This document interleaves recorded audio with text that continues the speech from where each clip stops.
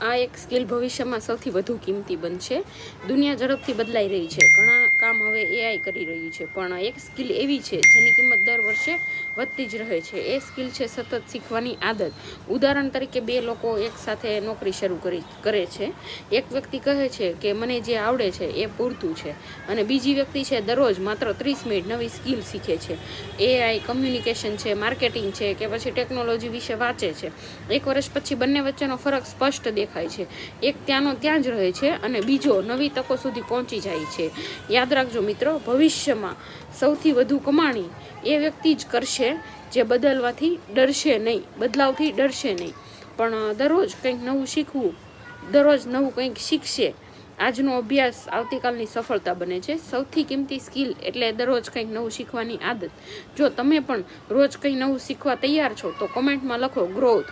Thank you મિત્રો.